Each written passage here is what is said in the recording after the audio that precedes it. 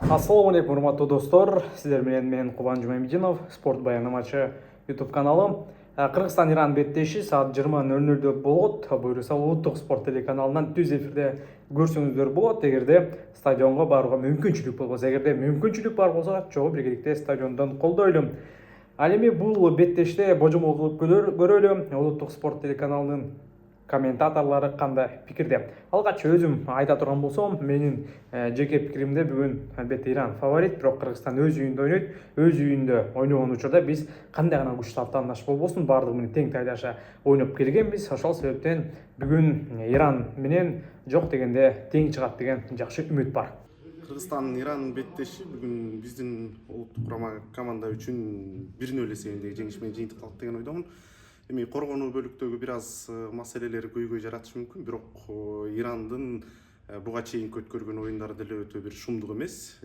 Контур чабуулдар аркылуу коргонууну жакшы көзөмөлдөп туруп, Иранга бир гол киргизсек болот.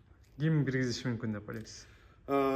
Кожо менимче, анткени ошол эки тараптагы ылдамдыгы күчтүү чабуулчулар жакшы топторду жеткирип берсе, менимче ошо 1-0 биздин жеңиш болот деп атам.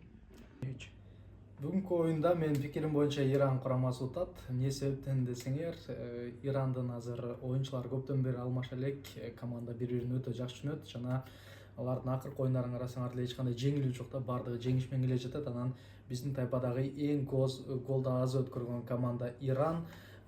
Бизде коргонуу бөлүгүндө бүгүн бир топ маселе болот болуш керек, себеби ошол эле Валерий Кичиндин ордуна жан коргоочу чыгат, балким Арслан Бекбердинов же болбосо берки Уланбек Сулайманов чыгышы мүмкүн. Коргонуу бөлүгүбүздө чоң бир көйгөй болот. Коргонуубуз гана аз келген сеп, ошол биздин чабуулубуздагы акыркы оюндарда өзү мыкты жанын көрсөтө албай аткандыктан бүгүнкү оюнда бизге жеңишке жетүү мүмкүн эмес. Эми болжол менен эсеп 0-1 же 0-2 Ирандын пайдасына. Буга чейин биз Ирандын курамында жоготуу бар деп сүйүнүп атканбыз, бирок тилекке каршы кечээ күнү Кичин жаракат алып, бүгүн оюнга чыга албай турганы белгилүү болуп калды. Биздин жакшы жыйынтыктарыбызга Кичиндин түздөн түз эми жардамы бар болчу, команданын лидери болчу. Коргонуу бөлүгүндө бүгүн эми кандай оюнду көрсөтөбүз, ал дагы кызык болуп турат.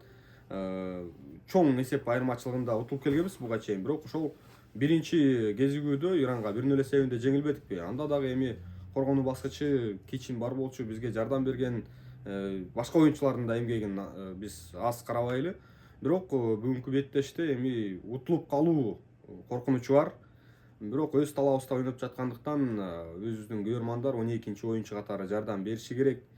Бирок статистиканы алып карасак, биз акыркы ошол дүйнөгө тандап алуу оюндарынын 5-өүндө бир эле жолу жеңишке жеттик.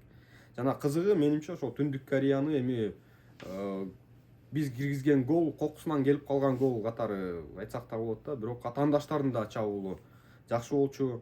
Анан Ирандын буга чейинки оюнун алып карай турган болсок, Түндүк Корея Иран менен тең тайлаш эле ойноду да. 2 голду киргизүүгө жетишти.